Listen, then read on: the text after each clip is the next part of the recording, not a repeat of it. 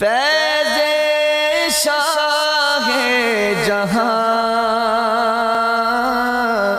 صدائے رمضان۔ بسم اللہ الرحمن الرحیم۔ مولا صلی وسلم دائما ابدا علی حبیبک خیر الخلق کلہم، یا ربی بالمصطفیٰ بلغ مقاصدنا واغفر لنا ما مضى یا واسع الکرم۔ السلام علیکم ناظرین و سامعین کرام، 9 نیوز HD کے لائیو اسٹوڈیو سے رمضان المبارک کی اسپیشل ٹرانسمیشن صدائے رمضان کے ساتھ آپ کی خدمت میں حاضر ہے آپ کا میزبان محمد لقمان رضا۔ ناظرین و سامعین، رمضان المبارک کی یہ اسپیشل ٹرانسمیشن یکم رمضان المبارک سے آج تک آپ کی خدمت میں پیش کی جاتی رہی ہے۔ پورا رمضان المبارک یہ بابرکت لمحات، رحمت، مغفرت، جہنم سے آزادی کے تینوں عشروں میں ہماری یہ کوشش رہی کہ ہم مختلف موضوعات پر، جن میں عبادات کے حوالے سے بھی گفتگو ہو سکے، عقائد کے حوالے سے گفتگو ہو سکے، معاملات، اخلاقیات کے حوالے سے گفتگو ہو سکے، اور پھر اس کے ساتھ ساتھ جو ہمارے سوشل ایشوز ہیں، معاشرتی مسائل ہیں، ان پر گفتگو ہو، حقوق کے حوالے سے گفتگو ہوئی۔ آج بھی مہمانوں کے حقوق کے حوالے سے گفتگو ہوگی، اور بہت ضروری یہ موضوع ہے۔ آج کے ہمارے معاشرے میں رشتہ داروں کے مہمان بنتے ہیں، بہن بھائی دوسرے بہن بھائیوں کے مہمان بنتے ہیں، بعض کا دوست احباب جو ہیں وہ مہمان بنتے ہیں، کولیگز جو ہیں ایک دوسرے کے مہمان بنتے ہیں۔ تو مہمان نوازی کے اصول کیا ہیں، آداب کیا ہیں، مہمان نوازی ہے کیا، قرآن و سنت اور اسلامی تعلیمات اس حوالے سے ہماری کیا رہنمائی کرتی ہیں، انبیاء کرام علیہ السلام بالخصوص آقا کریم صلی اللہ علیہ وآلہ وسلم، پھر صحابہ کرام، اہل بیت کرام علیہم رضوان، ہمارے اسلاف، ان کا انداز مہمان نوازی کے حوالے سے کیا تھا، اس پر ہم کلام کریں گے۔ ہمارے ساتھ شریک گفتگو ہوں گے ہمارے معزز مہمان، اسلامک اسکالر جناب پروفیسر علامہ ضیاء المصطفیٰ قمر نظامی صاحب، اور ان کے ساتھ نبی رحمت صلی اللہ علیہ وآلہ وسلم کی بارگاہ ناز میں مدح سرائی کے لیے جناب قاری عمران فخر سیالوی صاحب۔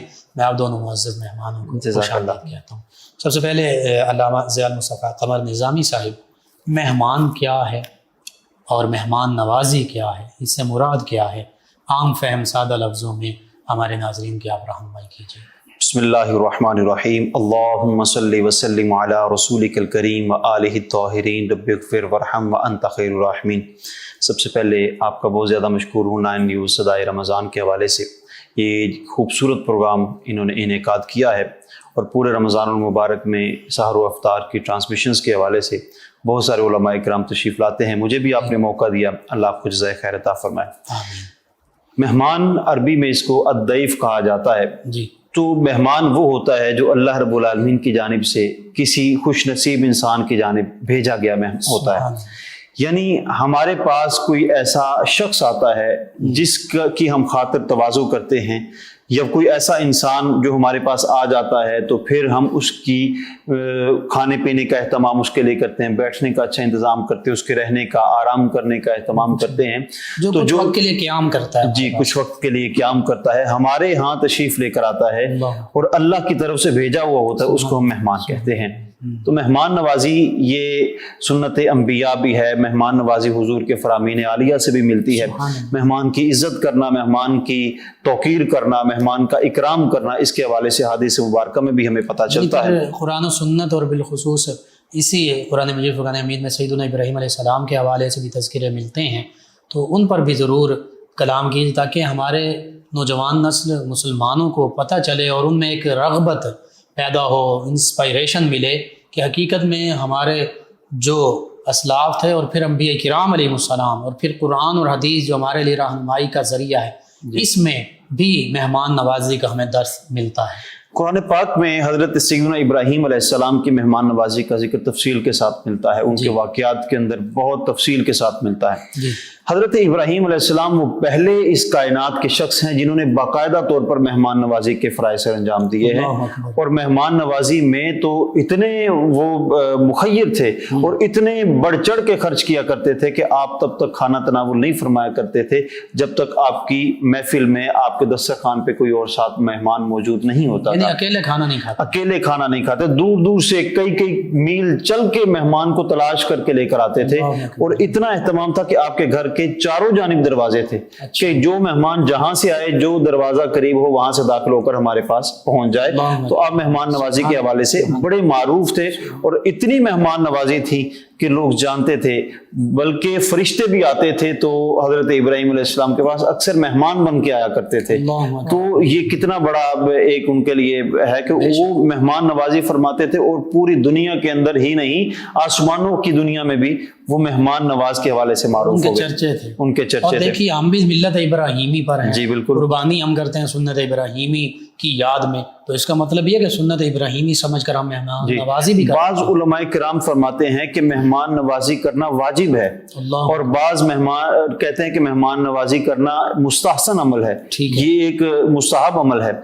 لیکن پھر اس کی اگر ہم ڈیپ ہو کر اس کو پڑھیں، اس کو دیکھیں، تو پتہ چلتا ہے کہ جو دیہاتوں کے اندر مہمان آتا ہے، دیہاتوں میں آنے والے مہمان کی مہمان نوازی کرنا واجب ہو جاتا ہے۔ کیوں؟ کیونکہ دیہاتوں کے اندر نہ ہوٹلز ہوتے ہیں، نہ کوئی کھانے پینے کا باہر اچھا انتظام ہوتا ہے، تو وہاں پر تو اس کی مہمان نوازی کرنا، اس کو ٹھہرانا، اس کی اچھی رہائش کا انتظام کرنا، اور اس کو کھانا اچھا کھلانا، یہ واجب ہو جاتا ہے، کیونکہ وہ وہاں باہر سے کچھ نہیں کھا سکتا۔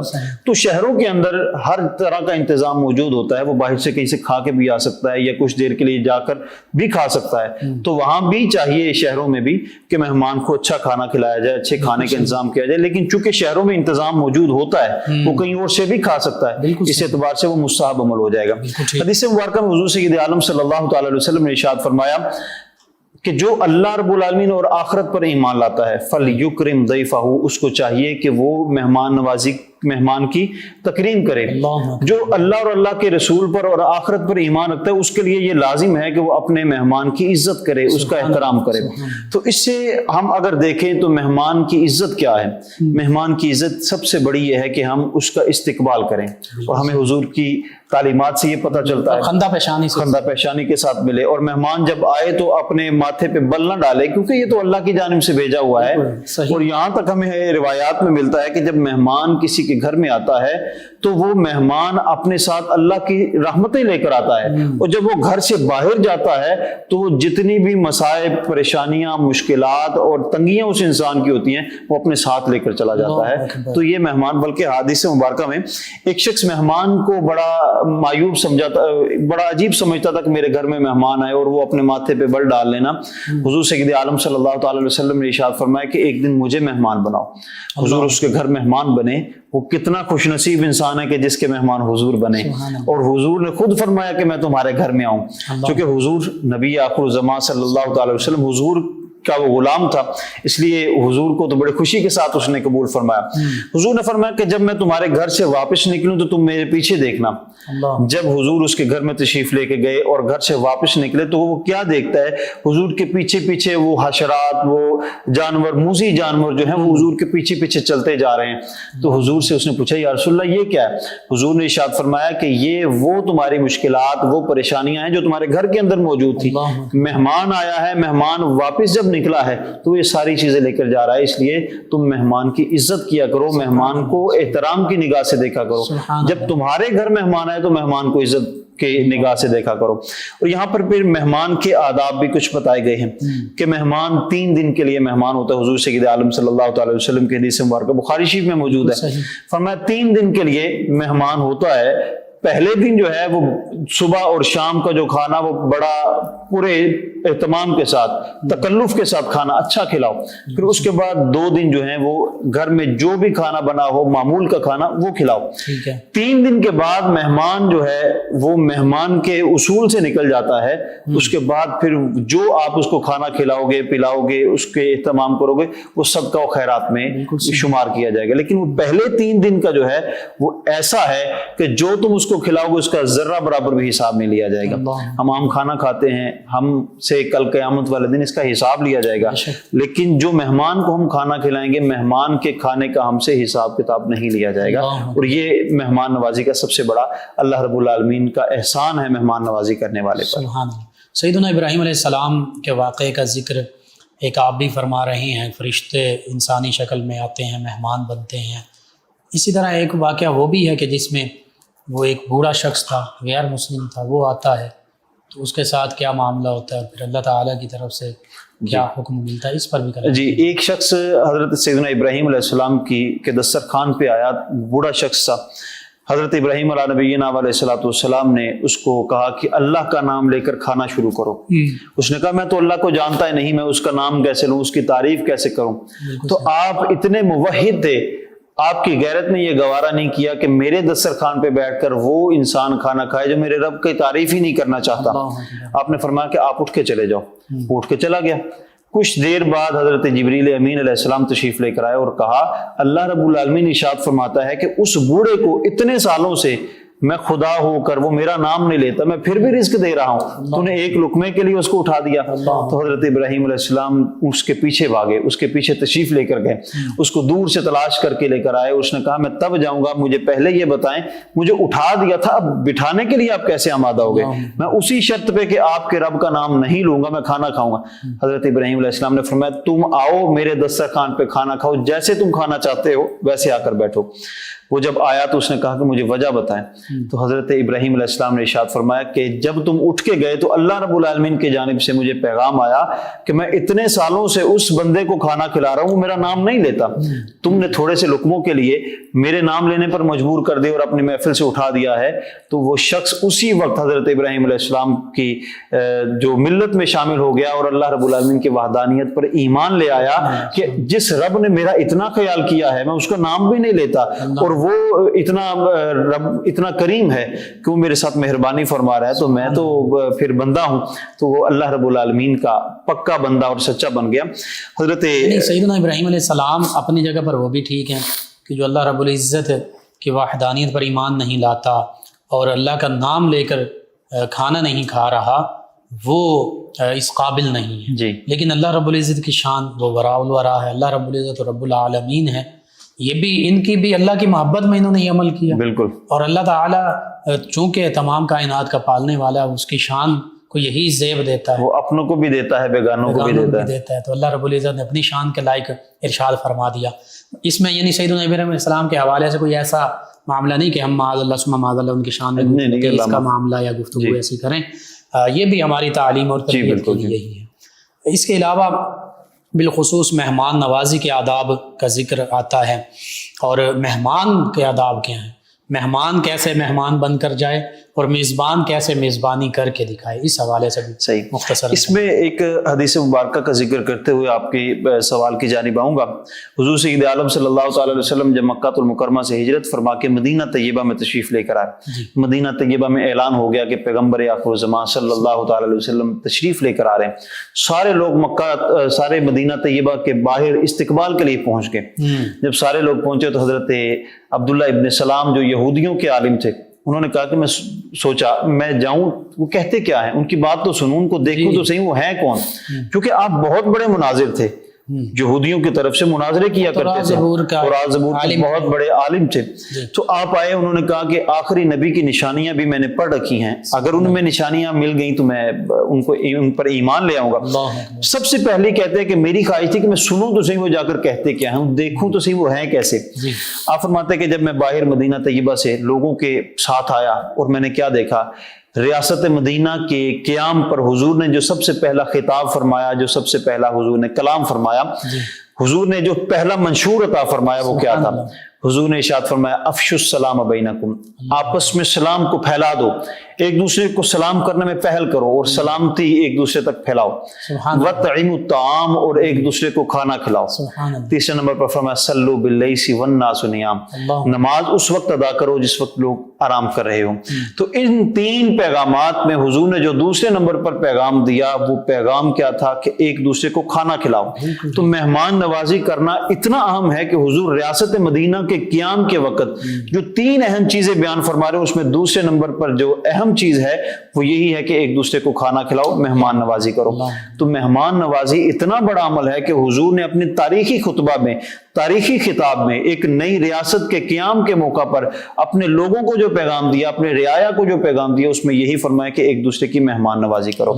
تو آپ کے سوال کی جانب آتا ہوں کہ میزبان مہمان کی بڑی عزت اور احترام کرتا ہے، تو میزبان کے جو حقوق ہیں وہ بھی ہیں، کیونکہ مہمان جو کسی کے گھر میں آتا ہے، وہ کسی کے گھر میں آئے تو اس کے لیے کیا آداب ہیں وہ بھی ضروری ہیں۔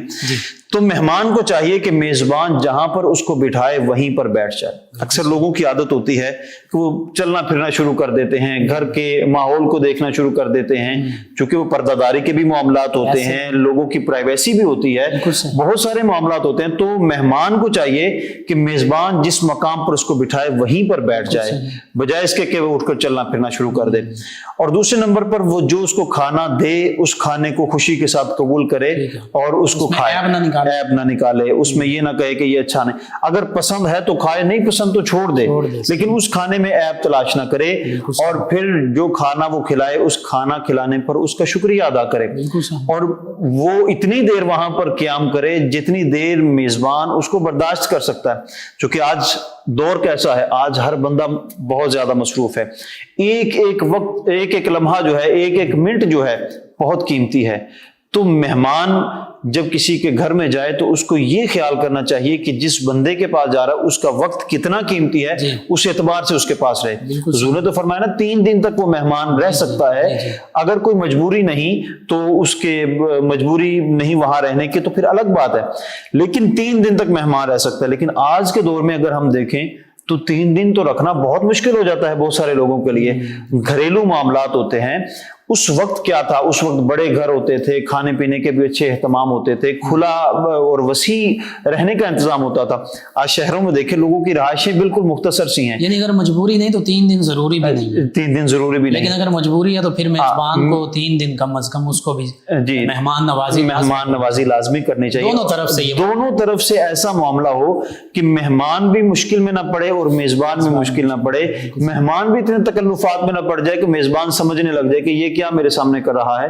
تو اتنے تکلفات میں بھی نہیں پڑنا چاہیے، اور لیکن اس کی عزت افزائی میں، اس کی مہمان نوازی میں کوئی کسر بھی نہیں چھوڑنی چاہیے۔ علامہ صاحب یہاں پہ تو آج ایسا بھی معاملہ ہوتا ہے کہ بعض اوقات مہمان گیا اور آج کا جو ٹرینڈ بن چکا ہے کہ کچھ فیشن کے طور پر بھی چیزیں پیش کی جاتی ہیں، کولڈ ڈرنکس فلاں فلاں، اس سے اچھی چیز دودھ یا اور کوئی چیز پیش کر دی، اس سے اچھی تھی صحت کے لیے بھی، ویسے بھی نیچرلی بھی، تو وہ جب تک وہ کولڈ ڈرنکس یا اس طرح کے جو لوازمات مشہور ہیں، معروف ہیں، وہ پیش نہیں کیا جاتا تو وہ مہمان سمجھتا ہے میری تو مہمان نوازی بھی نہیں ہے۔ بالکل بالکل، یہ حالانکہ اس کو سوچنا چاہیے جو اس سے بہتر چیز مجھے دی جا رہی ہے، جو ایک نیچر کے قریب چیز ہے، وہ چیز مجھے مل رہی ہے، تو اس کو چاہیے کہ اس چیز کو زیادہ اہمیت دے اس چیز کو۔ حالانکہ لوگ سمجھتے ہیں جب تک چکن ہمارے سامنے نہیں تب تک ہماری مہمان نوازی نہیں ہوئی، جب تک کولڈ ڈرنک نہیں تب تک ہماری مہمان نوازی نہیں ہوئی، اور یہ ساری لوازمات جو چیزیں آج کل رائج ہو چکی ہیں کھانے میں، جو ہماری صحت کے لیے بھی نقصان دہ ہیں، وہ جب تک نہیں ہوتی ہم سمجھتے ہیں کہ ہماری مہمان نوازی نہیں ہوئی، حالانکہ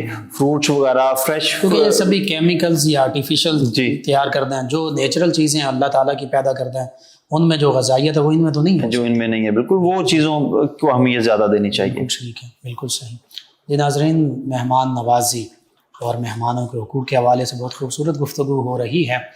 ان بابرکت لمحات میں یہ موضوع بھی ہمارے لیے بہت ضروری ہے۔ اکثر ہم دیکھتے ہیں جیسے علامہ صاحب نے گفتگو کی کہ بعض اوقات مہمان جو ہیں وہ یوں بھوری بستر اپنا سارا لپیٹ کر میزبان کے پاس جاتے ہیں کہ جیسے اب صدیوں یہیں ہم نے گزر بسر کرنی ہے، اور پھر وہ گھر میں رہنے والے جو میزبان ہیں وہ بھی اکتا جاتے ہیں، یہ بھی معاملہ ہوتا ہے۔ بعض اوقات اس کے برعکس معاملہ ہوتا ہے، جو میزبان ہیں وہ ماتھے پر تیوریاں اور بل ڈال لیتے ہیں اور بڑے ناگواری کا اظہار کرتے ہیں کہ یہ کیوں آ گئے ہیں۔ تو اس حوالے سے وہی بات کہ کم از کم 3 دن دونوں طرف سے، یہ مہمان بھی 3 دن ٹھہر سکتا ہے اور میزبان بھی کم از کم 3 دن تو مہمان نوازی لازمی کرے، اس سے آگے جو ہوگا وہ صدقہ میں ہوگا، خیرات میں ہوگا۔ پھر اسی طرح یہ معاملہ ہے کہ دونوں طرف کے مہمان ہیں یا میزبان ہیں ایک دوسرے کو خندہ پیشانی سے ملیں، محبت سے پیش آئیں اور دونوں ایک دوسرے کے معاملات کا خیال رکھیں۔ میزبان جو ہے وہ مہمان کے جو کھانا پینا اور رہنا سہنا اس کا معاملات کا خیال رکھے، اور مہمان بھی اپنی حدود اور قیود کو دیکھتے ہوئے کہ پردہ داری کے معاملات ہیں، یا اگر میزبان جو ہے وہ کچھ زیادہ مالی حیثیت اس کی نہیں ہے تو پھر زیادہ مطالبات بھی نہ کرے، اور اگر وہ کوئی عام چیز یعنی سادہ انداز میں بھی لے آتا ہے، پیش کر دیتا ہے، تو اس کو قبول کر لے۔ اس پر مزید گفتگو ہوگی۔ ہم ان بابرکت لمحات میں اللہ کے پیارے حبیب صلی اللہ علیہ وآلہ وسلم کی ثنا خوانی کے لیے ایک کلام شامل کرتے ہیں۔ ہمارے ساتھ موجود ہیں ہمارے مہمان ثنا خوان جناب قاری عمران فخر سیالوی صاحب۔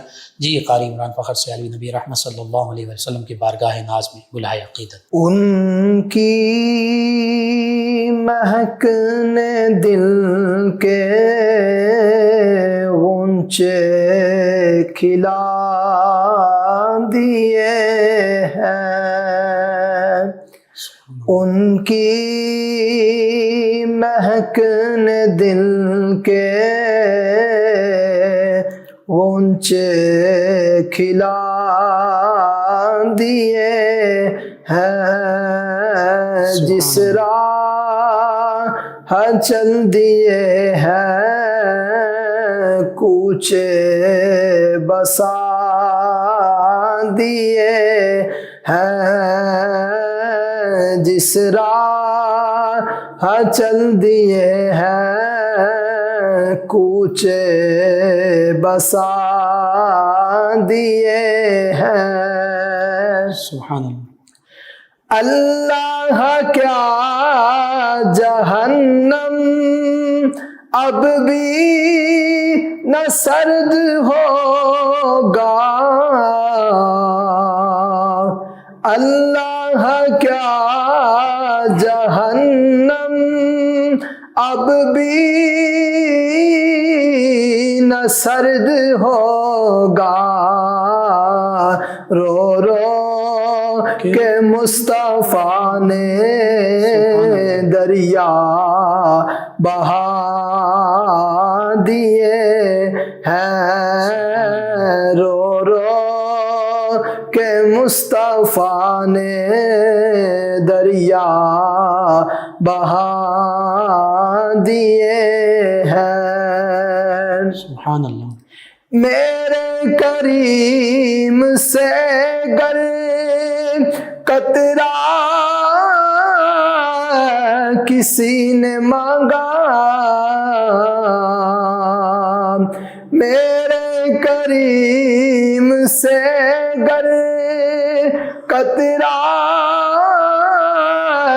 کسی نے مانگا، دریا بہا دیے ہیں، درب بہا دیے ہیں، دریا بہا دیے ہیں، درب بہا دیے ہیں۔ سبحان اللہ۔ ان کے نثار کوئی کیسے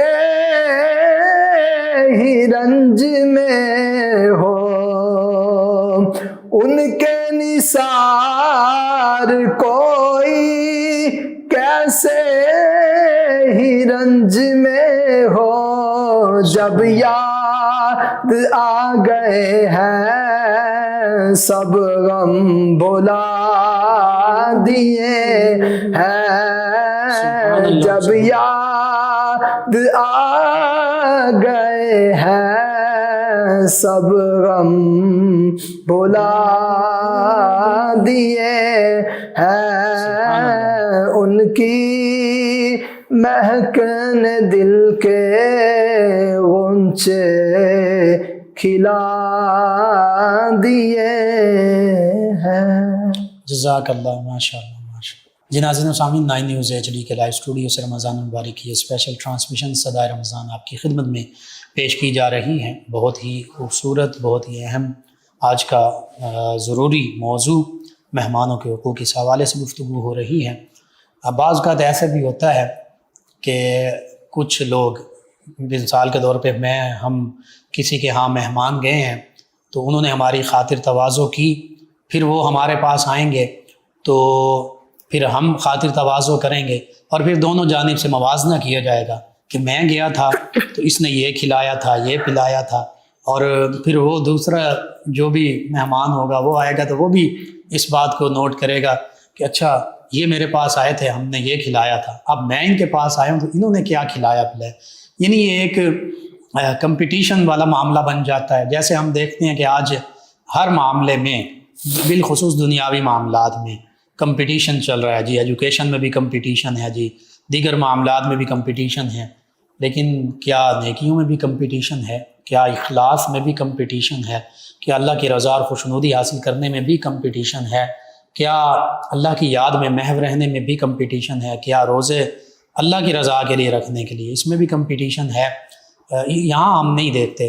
دنیاوی معاملات میں کھانے پینے، لباس، گھر، بنگلہ، بیلنس، بینک بیلنس، ہر چیز میں ہم اوپر دیکھ رہے ہوتے ہیں اور اعلیٰ سے اعلیٰ دیکھ رہے ہوتے ہیں اور کمپٹیشن کر رہے ہوتے ہیں اور ایک دوڑ ہے، مقابلے کی دوڑ لگی ہوئی ہے.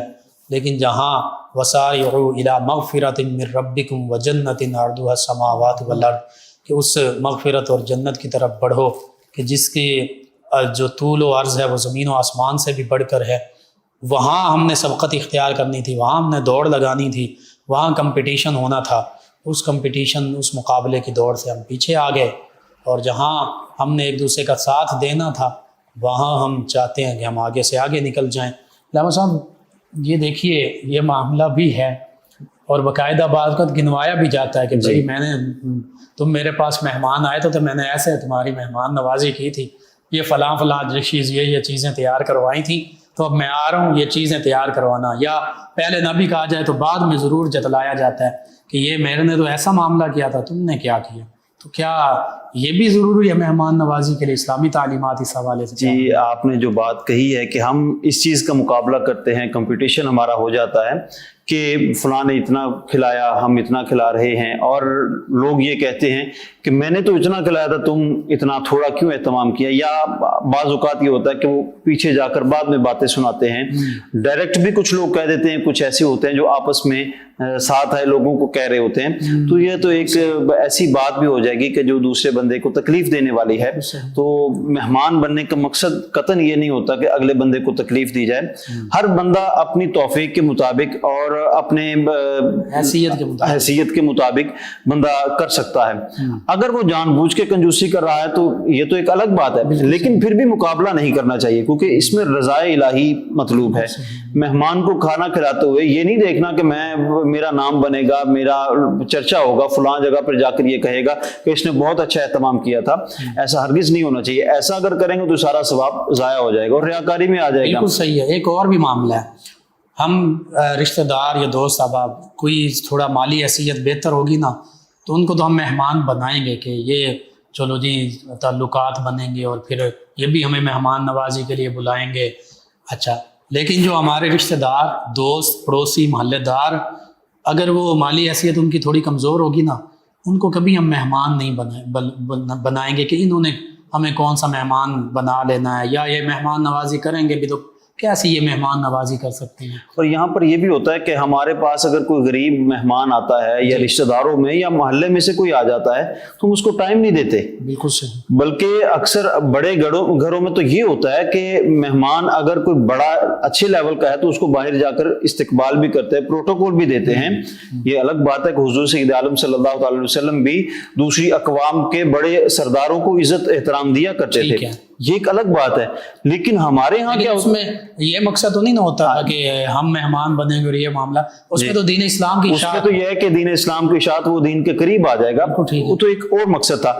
لیکن ہمارا کیا ہے، ہمارے یہی آج بھی مقصد ہو کہ جو اس طرح عمرا ہیں وہ اسلام کی تعلیم کی طرف مزید راغب ہوں تو پھر تو ٹھیک ہے، پھر تو ٹھیک ہے. لیکن اگر اس غرض سے کہ وہ ہمارے لیول کے ہیں یا ہمارے لیول سے اوپر، ہم تو ان کا استقبال کریں. جو لیول سے نیچے آ جاتے ہیں ان کو ہم ٹائم بھی نہیں دیتے، اپنے نوکروں کے ذریعے ہم اس تک کھانا پہنچا دیتے ہیں اور اس کے پاس کچھ لمحہ بیٹھتے بھی نہیں. تو یہ مہمان کی بے توقیری ہے. حضور نے فرمایا فَلْيُكْرِمْ، اس کی عزت کرو، اس کا اکرام کرو. اکرام سب سے بڑا یہ ہے کہ اس کو تم ٹائم دو. وہ اتنا ٹائم نکال کے سفر کر کے تمہارے پاس آیا ہے، تم کم از کم اس کے پاس بیٹھو. پھر اس میں وہی بات دوبارہ آئے گی کہ سیدنا ابراہیم علیہ السلام کو ہماری تعلیم کے لیے اللہ رب العزت کیسا ارشاد فرما رہا ہے، اور پھر وہ مہمان کو جا کر خود لا بھی رہے ہیں، جی تو پھر یہ تو آج ہمارے لیے بھی درس ہے اس میں۔ آج اس میں ہمارے لیے بھی درس ہے کہ مہمان کو پروٹوکول دینا ہے، مہمان کو عزت کی نگاہ سے دیکھنا ہے، اور وہ آئے اس کے پاس بیٹھنا ہے، ٹائم دینا ہے، اچھا کھانا کھلانا ہے، اور خود پاس بیٹھ کر کھانا کھلانا ہے۔ مہمان کو جو سب سے زیادہ خوشی اس بات کی ہوتی ہے کہ میرے ساتھ بیٹھ کر میزبان نے کھانا کھایا، مجھے وقت دیا اس نے، مجھے وقت دے۔ عام طور پر ہمارے معاشرے میں کیا ہوتا ہے کہ مہمان آتا ہے، مہمان بیٹھتا ہے، ہم اس کے پاس تو بیٹھ جاتے ہیں لیکن کہتے ہیں آپ کھانا کھاؤ، تو وہ کتنا عجیب محسوس کرتا ہے کہ میرے سر پر بھی بیٹھا ہوا ہے اور کھانا بھی میرے ساتھ نہیں کھا رہا، وہ اس قابل بھی مجھے نہیں سمجھ رہا کہ میرے ساتھ بیٹھ کر کھانا کھائے۔ بعض اوقات تو یہ ہوتا ہے کہ کچھ میزبان ایسے ہوتے ہیں بیماری کی وجہ سے یا ڈائٹ کی وجہ سے، وہ ایک الگ ایشوز ہیں، لیکن کچھ لوگوں کی یہ عادت اور نیچر بن جاتی ہے کہ کسی کے ساتھ بیٹھ کر نہیں کھانا کھانا۔ تو حضرت ابراہیم علیہ السلام کی سنت کو اپناتے ہوئے یہی ہمیں دیکھنا ہوگا کہ مہمان جب آئے تو اس کے پاس بیٹھ کر، بلکہ ایک حدیث مبارکہ کہ صلی اللہ علیہ وسلم کی سیرت مبارکہ، صحابہ کرام، اسلاف، ہمارے بزرگان دین، علماء، فقہاء، صلحاء، عرفاء، اولیاء، ان کے حوالے سے بھی آپ وہ حدیث مبارکہ بھی ضرور بیان فرمائیں، اور ساتھ ایک دو واقعات بھی لازمی بیان۔ جی، حضور سید عالم صلی اللہ تعالی علیہ وسلم نے اپنے صحابہ کرام کو اتنے پیارے انداز میں موٹیویٹ فرمایا ہوا تھا، مہمان کو بڑی عزت کی نگاہ سے دیکھا کرتے تھے۔ ایک دن ایک صحابی رسول کے گھر مہمان آئے، اور اس میزبان کے پاس، صحابی رسول کے پاس صرف ایک روٹی تھی، اور صرف اتنا کھانا تھا جتنا ایک بندہ کھا سکتا ہے، ایک بندے کی غذائیت بڑی مشکل پوری ہوتی تھی۔ اب اس نے اپنی زوجہ محترمہ کو کہا کہ آپ اس طرح کریں کہ جب کھانا تیار ہو جائے، کھانا تیار کر کے میں ساتھ جا کر رکھوں گا، تم دیے کو ٹھیک کرنے کے بہانے بجھا دینا۔ اور میزبان کا یہ سب سے بڑا ایک آداب بتا دیے کہ وہ ساتھ بیٹھ کر بھی کھانا کھا رہے ہیں، اور اگلے بندے کو محسوس مہمان کو یہ ہو رہا ہے کہ میرے ساتھ بیٹھ کر کھا رہے ہیں، حالانکہ حقیقت میں نہیں کھا رہے۔ آپ نے فرمایا کہ میں یوں کروں گا، تم دیا بجھا دو گی، میں ہاتھ لے کر جاؤں گا، اپنے منہ کے قریب کروں گا، مہمان یہ سمجھے گا کہ میرے ساتھ بیٹھ کر کھانا کھا رہا ہے، حالانکہ کھانا تھوڑا تھا، میزبان جو ہے وہ نہیں کھا رہا، مہمان کھا رہا ہے، اور دونوں وہ سمجھ رہے ہیں کہ وہ میرے ساتھ بیٹھ کر کھانا کھا رہا ہے۔ اب صبح ہوئی، حضور سید عالم صلی اللہ علیہ وسلم نے پوچھا، اے صحابی تمہارے مہمان کا رات والا معاملہ کیا بنا؟ حضور سید عالم صلی اللہ تعالی وسلم نے اس کی جانب مسکرا کے دیکھتے ہوئے ارشاد فرمایا، تمہاری مہمان نوازی کے چرچے عرش پہ ہو رہے ہیں، اور اللہ رب العالمین تمہاری مہمان نوازی کے صدقے تمہاری بخشش و مغفرت اللہ نے فرما دی۔ مہمان نوازی اللہ کو پسند آ گئی، اور یہ ایک بہت بڑا ہمارے لیے دلیل ایک ہمارے لیے ہے کہ مہمان نوازی اگر اس انداز میں ہم کریں گے تو ہم، آپ نے اسلاف کے والے سے کہا، اسلاف کی تو ہمیں بہت ساری تعلیمات اس پہ ملتی ہیں۔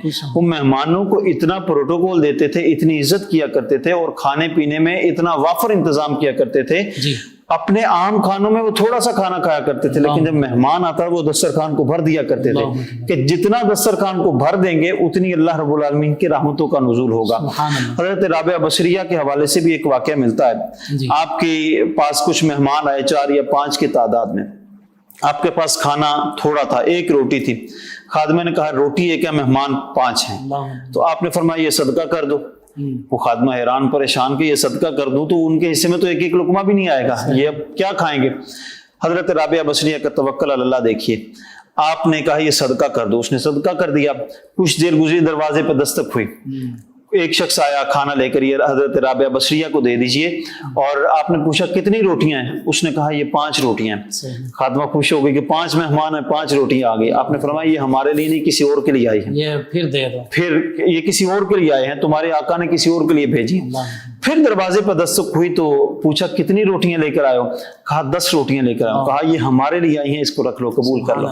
خادمہ بھی حیران، مہمان جو تھے وہ بھی حیران تھے۔ کہا اس میں حکمت کیا تھی؟ پہلے بھی 5 روٹیاں تھیں، ہمارے لیے کافی تھیں، لیکن اب آپ نے قبول کیوں کی؟ حضرت رابعہ بصریہ نے فرمایا کہ پہلے اس لیے قبول نہیں کی کہ میرے ساتھ اللہ نے جو وعدہ کیا تھا اس کے مطابق نہیں آئی تھی۔ میرے رب نے وعدہ کیا ایک نیکی کرو اس پہ 10 گنا اجر دوں گا، میں نے 1 روٹی صدقہ کی ہے، اگر 10 روٹیاں آئی ہیں تو مجھے پتا چل گیا یہ میرے لیے آئی ہیں، اور یہ اللہ کا وعدہ پورا ہو گیا۔ ہم مہمان کو اگر اس نظر سے، اس خیال سے، اس سوچ سے خدمت کریں گے کہ ہم مہمان کی قدر و منزلت اللہ کی رضا سے کرتے ہوئے اس کی مہمان نوازی کریں گے تو اللہ ایسے انعام عطا فرمائے گا۔ اور ہمارے اسلاف کا تو بہت پیارا انداز تھا، خاص طور پہ چشتیہ کے اندر تو یہ ایک ایسا لنگر جو ہے وہ اسی لنگر وہ میں یہاں تک پڑھا تھا کہ چشتی سلسلہ میں اکثر بزرگان دین ایسے ہیں جو خلافت کے لیے مجاز تب کرتے ہیں جب وہ اس بات کے لیے شرط قرار دے دیتے ہیں کہ تم اپنا لنگر خانہ 24 گھنٹے کے لیے اپنے خدام کے لیے، مسافروں کے لیے، آنے جانوں کے لیے آباد رکھو گے، تو اس شرط پہ تمہیں خلیفہ مجاز بنایا جائے گا۔ تو یہ ہمارے چشتیہ کے اندر یہ دیکھا گیا ہے۔ حضرت پیر پٹھان خواجہ شاہ سلیمان تونسوی رحمۃ اللہ تعالی علیہ کا بڑا خوبصورت واقعہ ہے۔ آپ کی زوجہ محترمہ مائی صاحبہ ایک دن کہتی ہیں کہ آپ کے پاس مہمان بہت زیادہ آتے ہیں اور میں پورا دن ان کی مہمان نوازی کرتی رہتی ہوں، کھانے پکانے میں مصروف رہتی ہوں، فرائض کے علاوہ مجھے عبادت کا وقت نہیں ملتا۔ آپ تو پورا دن عبادت بھی کر لیتے ہیں، نوافل بھی پڑھ لیتے ہیں، تسبیحات بھی پڑھ لیتے ہیں، ذکر الہی کر لیتے ہیں، درود پاک پڑھ لیتے ہیں، آپ بہت ساری نیکیاں کر لیتے ہیں، لیکن میرے پاس اتنا وقت نہیں ہوتا، میں تو آپ کے مہمانوں کے کھانا بنانے میں مصروف رہتی ہوں، آپ تو بہت زیادہ ثواب کما لیں گے۔ حضرت شاہ سلیمان تونسوی رحمۃ اللہ تعالی علیہ نے فرمایا تم میرے ساتھ سودا کر لو، اس طرح کرو، تم کھانا بناتے رہو، تبادلہ کر لو، تم کھانا بناتی رہو، میں عبادت کرتا رہتا ہوں، جب شام ہوگی ہر روز تم اپنا کھانا بنانے کا ثواب مجھے دے دینا، میں اپنی عبادات کا ثواب تمہیں دے دوں گا۔ تو ہمیں یہاں تک یہ پتہ چلا کہ ہمارے بزرگ یہ سمجھتے ہیں کہ نوافل عبادت سے بھی زیادہ اس بات کا اجر ہے کہ اللہ کے بندوں کی خدمت کی جائے، مہمانوں کی مہمان نوازی کی جائے، تو ہمیں اسلاف سے یہ طریقہ ملتا ہے۔ اللہ اکبر۔ آپ نے شاہ سلیمان تونسوی علیہ رحمہ کا ذکر کیا، خواجہ قمر الدین سیالی رحمۃ اللہ تعالی علیہ جو اسی خانوادے سے فیض یافتہ یہ خانوادہ ہے، آپ کے بارے میں تو یہاں تک ملتا ہے کہ لنگر خانے میں بعض اوقات راتوں کو اٹھ کر خود تشریف لے جایا کرتے، مہمانوں کے پاس تشریف لے جاتے، اللہ اکبر، اور انہیں فرمایا کرتے پیر بھائی آپ نے کھانا کھایا ہے، اپنے مریدوں کو فرماتے پیر بھائی، اور اگر کسی نے نہ کھایا ہوتا، کوئی لیٹ آتا ہے یا وہ لنگر کی طرف نہیں گیا، طلب اس وقت نہیں تھی، وہ کہتا کہ میں نے نہیں کھایا، تو بعض کا لانگری جو ہے ان سے بات کرتے، انہیں ڈانٹ دیتے کہ میرے پیر بھائیوں کو، میرے مہمانوں کو آپ نے کھانا نہیں کھلایا، بعض اوقات خود لنگر خانے سے کھانا لے آتے اور پھر ان کو کھانا کھلاتے ہیں۔ بلکہ یہ معمول سیال شریف میں آج بھی موجود ہے۔ حضرت خواجہ حمید الدین سیالوی رحمۃ اللہ تعالی علیہ وہ اکثر پوچھ لیا کرتے تھے کہ تم نے لنگر خانے سے کھانا کھایا ہے کہ نہیں۔ تو یہ ہمارے چشتیہ کا ایک بہت اچھا طریقہ ہے، بلکہ میں اپنے مرشد گرامی حضرت خواجہ بشیر الدین معظمی نظامی صاحب ان کا بھی ذکر کروں گا۔ خدام کو اس بات کی پڑی ہوتی ہے کہ مہمان حضرت صاحب کے پاس تب جائے جب کھانا کھا لے، کیونکہ حضرت صاحب لازمی پوچھتے ہیں، ہم سے بھی پوچھا کرتے ہیں کہ آپ نے کھانا کھایا ہے نہیں۔ اکثر ہم کہتے ہیں کہ ہمارے پاس ٹائم تھوڑا ہے، تھوڑا وقت ہے، جلدی سے حاضری ہم پیش کر لیں، چونکہ پھر حضرت کے معمولات بھی ہیں اور وظائف کا بھی وقت ہے، تو ہم چاہتے ہیں کہ ہم جلدی جلدی ملاقات کر لیں اور کچھ جتنا بھی وقت ہے ان کے پاس گزار لیں، لیکن خدام ہمیں آگے نہیں جانے دیتے جب تک کھانا نہ کھلا لیں۔ تو یہ تربیت حضور شیخ الاسلام اور خواجہ پیر پٹھان رحمۃ اللہ تعالی علیہ وہاں سے چلتی ہوئی آ رہی ہے، اور اس کو دیکھا جائے تو یہ سیدنا ابراہیم علیہ السلام اور آقا کریم صلی اللہ علیہ وسلم صحابہ کرام انہی کی سنت ہے۔ جی بالکل۔ اور پھر سلسلہ چشتیہ کے جو پیشوا ہیں حضرت خواجہ معین الدین چشتی اجمیری علیہ رحمہ، عطاء رسول اور نائب رسول، وہاں تو پھر ایسا تھا اپنے اور پرائے کی تمیز کیے بغیر کھانا۔ آج بھی دیکھیں ہندو وہاں سے لنگر کھاتے ہیں، سکھ وہاں سے لنگر کھاتے ہیں، ہر مذہب مسلک کے لوگ وہاں پر جاتے ہیں اور خواجہ کا لنگر کھاتے ہیں۔ بالکل، بلکہ آپ اس کو سرچ کر کے دیکھ لیجئے، آج تو نیٹ کا دور ہے، انٹرنیٹ اور سرچ، تو آج بھی آپ دیکھ لیجئے وہاں پہ تو جو لنگر کا انتظام ہے وہ اتنی بڑی دیگ ہے کہ اس میں نیچے سیڑھیاں لگی ہوئی ہیں، اور باقاعدہ لنگر بنانے کے لیے اس میں جو گھی کے پورے کو پورے کنستر جو ہیں جسے ٹین کہتے ہیں وہ پھینکے جاتے ہیں، اوپر سے ڈالے جاتے ہیں، اور منوں کے حساب سے اگر چاول بن رہا ہے تو منوں کے حساب سے، ٹنوں کے حساب سے اس میں چاول ڈالا جا رہا ہے، گھی ڈالے جا رہے ہیں، مسالہ جات ڈالے جا رہے ہیں، اور وہ اس میں بعض کا نیچے اتر کر جب لنگر پک جاتا ہے، تیار ہو جاتا ہے، تو وہ بڑے بڑے برتنوں میں ڈال کر اوپر لائے جاتے ہیں۔ تو ایسا معاملہ ہے۔ تو یہ اتنا وسیع ان کا لنگر ہے کہ جو جب بھی آتا ہے، جس وقت آتا ہے، اس وقت اس کو لنگر دیا جاتا ہے۔ تو یہ مہمان نوازی آپ نے بالکل درست فرمایا۔ مجھے وہ واقعہ بھی یاد آ رہا ہے، اس پر بھی کلام کیجئے، بنی اسرائیل کا وہ شخص جس کے بظاہر رزق میں تنگی ہے اور پھر موسیٰ علیہ السلام کی بارگاہ میں عرض کرتا ہے۔ بالکل، حضرت سیدنا موسیٰ علیہ السلام ایک دن کوہ طور کی جانب عازم سفر تھے، تو راستے میں ایک شخص کے ملاقات ہوئی، وہ بڑا غریب تھا۔ اس نے کہا کہ اے اللہ کے نبی میں بہت غریب ہوں، اللہ کے پاس جا کر میرے لیے یہ کرم نوازی کی دعا فرمائیے اور جا کر التجا کیجئے کہ میری یہ غربت جو ہے وہ دور ہو جائے۔ کبھی کھانے کو ملتا ہے، کبھی نہیں۔ کچھ آگے گزرے تو وہاں جا کر دیکھا ایک شخص بہت امیر تھا، اس شخص کو دیکھا کہ وہ لنگر تقسیم کر رہا ہے، کھانا کھلا رہا ہے، تو حضرت سیدنا موسیٰ علیہ السلام نے اسے پوچھا کہ تمہاری کوئی تمنا ہے تو بتاؤ۔ اس نے کہا کہ اے اللہ کے نبی، میرے پاس اتنا زیادہ آگے میرے پاس سنبھالنے کی جگہ نہیں، اب اللہ رب العالمین کو فرمائیے کہ میرا جتنا بھی ہے وہ بس فرما دے، یہیں پر اختتام ہو جائے۔ اب دونوں کا پیغام لے کر حضرت موسیٰ علیہ السلام کوہ طور پر تشریف لے گئے، اللہ کی جناب میں حاضر ہوئے، عرض کرتے ہیں یا رب العالمین ایک بندہ بہت غریب ہے اور اس کے پاس کھانے پینے پہننے کا کچھ نہیں ہے، تو اس بندے کے لیے رزق اور وافر کھانے پینے کے اہتمام کے لیے میں عرض کرتا ہوں۔ اللہ رب العالمین نے فرمایا اس کو کہو تم شکر ادا کرنا شروع کر دے، تمہارے رزق میں اضافہ ہو جائے گا۔ اور دوسرا شخص جس بندے کو نے یہ کہا تھا کہ اب میرا رزق روک دیا جائے، اس کو جا کر یہ پیغام دے دو کہ تم شکر کرنا چھوڑ دو۔ حضرت موسیٰ علیہ السلام واپس آئے تو آ کر پہلے اس شخص سے ملاقات ہوئی جس شخص کی غربت کے عالم میں تھا، جو اس شخص کو آ کر کہا کہ اللہ رب العالمین نے فرمایا کہ تو شکر ادا کر، تم شکر ادا کرو گے، جیسے قرآن پاک میں بھی آیا لئن شکرتم لازیدنکم، تم شکر ادا کرو تمہاری نعمتوں میں اضافہ ہو جائے گا۔ اس نے کہا مجھے دیا ہی اللہ نے کیا کہ جس پہ میں شکر ادا کروں، تو وہ ایسے ہی اسی حالت میں رہا۔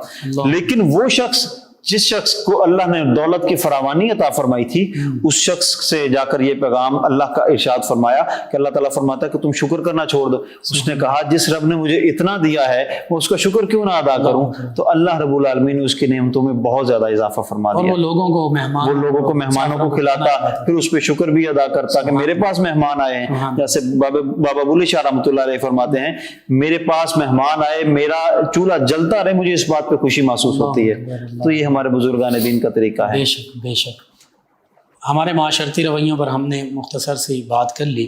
اس حوالے سے بالخصوص ایک واقعہ بنی اسرائیل کا یوں بھی ہے کہ وہ شخص جس کے فاقے ہوتے تھے، آپ نے بھی بہت اچھا کوٹ کیا اس واقعے کو کہ اللہ نے مزید عطا فرمایا اور وہ لنگر چل رہے ہیں، تو اس نے بھی یہ عرض کیا تھا کہ میرا معاملہ ایسا کبھی کھانے کو ملتا کبھی نہیں ملتا، تو میرا جو رزق ہے نا وہ اللہ سے آپ عرض کیجئے کہ اکٹھا مجھے مل جائے۔ جی، اللہ نے وہ اکٹھا عطا فرما دیا۔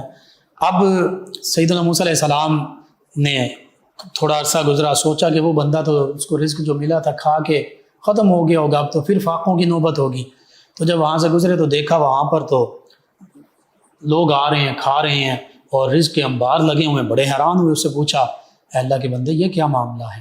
تو اس نے عرض کیا کہ اے موسیٰ کلیم اللہ، حقیقت یہ ہے کہ اگر میں خود کھا لیتا تو یہ ختم ہو جاتا، لیکن وہ میرا رزق تھا، وہ ختم ہو جاتا جو میرے حصے کا تھا۔ میں مہمانوں کو مسافروں کو کھلانے میں لگ پڑا، تو اب یہ میرا رزق نہیں رہا، یہ جو لوگ آتے ہیں یہ اپنا رزق کھاتے ہیں، اللہ تعالیٰ ان کا حصہ بھی مجھے عطا فرما رہا ہے، میں وہ ان تک لوٹا رہا ہوں۔ تو پھر اس نے جتنا مہمانوں کو کھلایا اللہ اس سے کئی گنا بڑھا کر اس کو عطا فرما رہا ہے۔ تو اس سے پتہ یہ چلا کہ مہمان جو آتا ہے وہ اپنا رزق لے کر آتا ہے، بالکل۔ اور اس میں ہمیں گھبرانا نہیں چاہیے کہ ہمارے مال میں، کھانے پینے میں، دیگر معاملات میں کمی ہو جائے گی، بلکہ کشادہ دلی سے۔ بادشاہ ہارون الرشید، خلیفہ ہارون الرشید کے زمانے کا ایک واقعہ ہے، وہ اس نے مہمانوں کے لیے مہمان خانہ جو بنایا تھا وہاں پر وسیع لنگر کا اہتمام ہوتا تھا۔ تو ایک شخص نے، وزیر نے مشورہ دیا کہ آپ یہ کیوں اتنا پیسہ خرچ کرتے ہیں، یہ اس معاملے کو روک دیں۔ اس نے روک دیا۔ رات خواب میں کیا دیکھتا ہے کہ اس کے لنگر خانے میں جو میس میں جو کھانے پینے کی چیزیں پڑی تھی، کچھ مزدور ہیں وہ اٹھا کے لے کر جا رہے ہیں۔ تو جب اس نے ان سے پوچھا، اس نے کہا یہاں پر اب مہمان نہیں رہے تو مہمانوں کا رزق کہاں سے آئے گا، یہاں سے ساری چیزیں ہم اٹھا کر اللہ کے حکم سے لے کر جا رہے ہیں۔ تو اس نے صبح اٹھتے ہی حکم دیا کہ اب فوری اس لنگر خانے کو دوبارہ کھول دیا جائے، دوبارہ جاری کیا جائے، تاکہ میرے دربار میں جو لوگ آتے ہیں ان کا لنگر میرے حصے میں لکھا ہے وہ میرے حصے میں رہے، اور میرے پاس جو رزق موجود ہے اس میں کہیں کمی نہ آ جائے۔ بہت خوبصورت آپ نے واقعہ کا ذکر کیا، گفتگو سے ہی پھر گفتگو نکلتی ہے انہی ہارون الرشید کا واقعہ۔ ملکہ زبیدہ بیوی ہیں، تو وہ جو ایک مہمان آیا سائل کی شکل میں، تو اس نے کچھ نہیں دیا۔ ملکہ زبیدہ جو ہے، بلکہ وہ تو یہ صدا لگا رہا تھا کہ 1 درہم کے بدلے میں مجھ سے جنت لے لو، جنت خرید لو۔ تو اس نے توجہ نہیں دی۔ ملکہ زبیدہ جو ہے اس نے مہمان نوازی کی اور وہ درہم بھی دیے، کھانا بھی دیا اور جنت خرید لی۔ تو اب رات کو جب ہارون الرشید سوتا ہے تو یہ دیکھتا ہے کہ میری ملکہ جو ہے یہ تو جنتی باغات میں ہے اور جنت کے تختوں پر، اور اس کا معاملہ عجیب ہے اور معاملہ ہے۔ بڑا حیران ہوتا ہے، اپنی زوجہ سے کہتا ہے کہ تمہیں یہ جنت کیسے ملی؟ جب اٹھتا ہے میں نے تو وہ درویش سے، مہمان سے، سائل سے جنت خرید لی تھی۔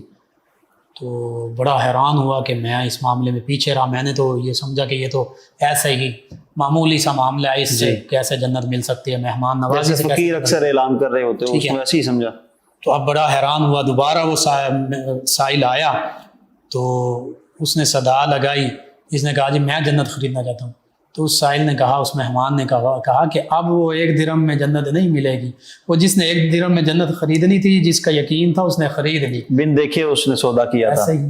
تو مطلب پتہ چلا کہ یہ تو یؤمنون الذین یؤمنون بالغیب معاملہ ہے.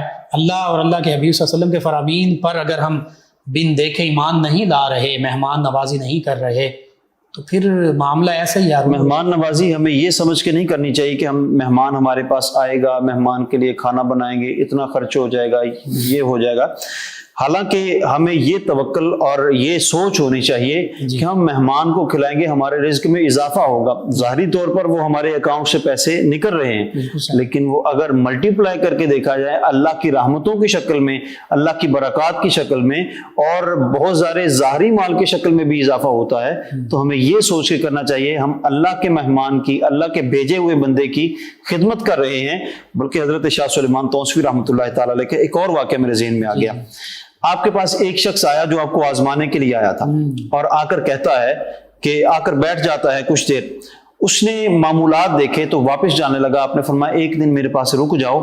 تو آپ نے اس کو ایک نصیحت کی کہ آپ اللہ رب العالمین کو اپنے جیسا نہیں سمجھ سکتے تو کم از کم اپنے سے کم تر نہ سمجھنا, کم از کم اتنا ضرور سمجھنا کہ اپنے جیسا. وہ پہلے ہی اس سوچ میں آیا تھا کہ میں دیکھوں وہ بزرگ ہیں کیسے. اس نے کہا یہ عجیب بات کہہ دی کہ کون بندہ ہے, کون مسلمان ہے جو اللہ رب العالمین کو اپنے برابر سمجھتا ہے, اور یہ اتنی بڑی بات کہہ دی کہ اپنے سے نیچا نہ سمجھو. تو حضرت خواجہ شاہ سلیمان توسوی نے فرمایا 1 رات میرے پاس قیام کرو. جب صبح ہوئی تو صبح آپ نے ایک تھال میں کھانا رکھا, ایک طرف اچھا کھانا رکھا, ایک طرف خستہ اور چیپ کھانا رکھا, باسی کھانا رکھ دیا, اور آپ خود اپنے ہاتھ سے اٹھا کر لے کے گئے اور فقیر کی شکل میں جا کر آپ نے کھانا پیش کیا. کھانا جب پیش کیا تو تھوڑی دیر بعد دوبارہ دستک دی, اور دروازے پہ دستک دینے کے بعد کہا کہ اللہ کے نام پر مجھے دو. تو اس آدمی نے, اس مولوی صاحب نے وہ کھانا جو باسی تھا وہ اٹھا کر دے دیا, دوسرا خود کھا لیا. تو اب وہ اجازت لینے کے لیے جب حضرت خواجہ شاہ سلیمان توسوی کی بارگاہ میں آیا اور آ کر کہتا ہے کہ اب مجھے اجازت دیجیے, آپ نے فرمایا کہ میں نے جو تمہیں کہا تھا وہ میری نصیحت یاد ہے. اب وہ پھٹ پڑا, بول پڑا کہ آپ عجیب بات کرتے ہیں کہ اللہ کو ہم اپنے جیسا اور کمتر کیسے, یہ کیوں تصور ہم کر سکتے ہیں. تو حضرت خواجہ شاہ سلیمان توسوی نے فرمایا آج تم نے یہی معاملہ کیا ہے, اللہ کو اپنے سے کمتر سمجھا ہے. اس نے کہا توبہ استغفر اللہ, میں کیسے ایسے کر سکتا ہوں. آپ نے فرمایا کہ جب فقیر تمہارے پاس آیا تھا تو وہ فقیر اللہ رب العالمین کی طرف سے بھیجا ہوا تھا, اور تم نے اپنے جیسا کھانا نہیں دیا, اپنے سے کمتر کھانا دیا تھا. لہٰذا جب فقیر آتا ہے تو یہی اچھا کھانا اور اللہ کی راہ میں جو دیتے ہیں وہ خستہ اور باسی دیا. تو فرمایا کہ اللہ کی طرف سے ہی وہ بندہ آتا ہے, جب مہمان آتا ہے تو مہمان کو جب کھلاؤ تو اچھا کھانا کھلاؤ. سبحان اللہ. جی علامہ صاحب ان بابرکت لمحات میں دعا کے لیے ہاتھ اٹھا دیجیے. اللہم صلی علی سیدنا و مولانا محمد و علی آل سیدنا و مولانا محمد و بارک وسلم وصلی علیہ. یا الہ العالمین, جو گفتگو کی گئی ہے اس کو اپنی بارگاہ میں قبول فرما. جو اللہ تیری رضا کی خاطر ہم نے کلام کیا ہے اس کو اپنی بارگاہ میں قبول فرما. یا الہ العالمین, اس کو ریاکاری سے اور ہر قسم کے عیب سے ہمیں محفوظ فرما. سرکار دو عالم صلی اللہ تعالی علیہ وسلم کی محبت میں ہمیں گفتگو کرنے کی توفیق عطا فرما.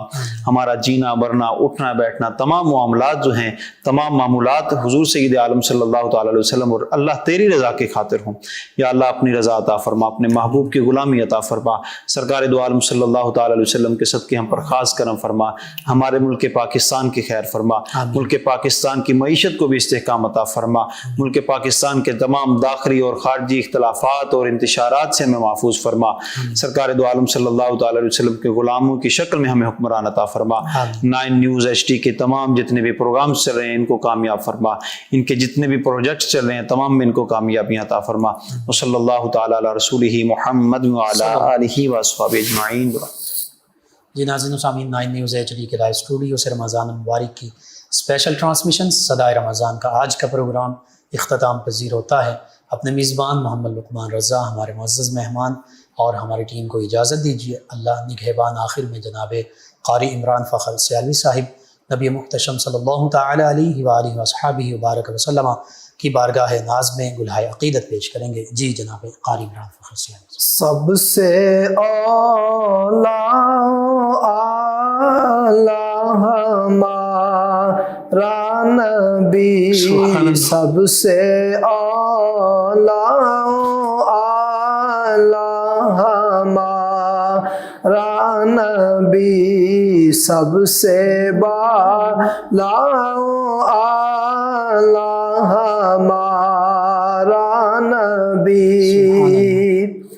کون دیتا ہے دینے کو منہ چاہیے، کون دیتا ہے دینے کو منہ چاہیے، کون دیتا ہے دینے کو منہ چاہیے، دینے والا ہے سچا ہمارا نبی، دینے والا ہے سچا ہمارا نبی. خلق سے اولیاء سے رسول، خلق سے اولیاء سے رسول، خلق سے اولیاء سے رسول، سب رسولوں سے اعلیٰ ہمارا نبی، سب رسولوں سے اعلیٰ ہمارا نبی. کیا خبر کتنے تارے کھلے چھپ گئے، کیا خبر کتنے تارے کھلے چھپ گئے، کیا خبر کتنے تارے کھلے چھپ گئے، پر نہ ڈوبے نہ ڈوبا ہمارا نبی، سب سے اعلیٰ ہمارا نبی. جزاک اللہ. ماشاء اللہ ماشاء اللہ. فیض شاہ جہاں صدائے رمضان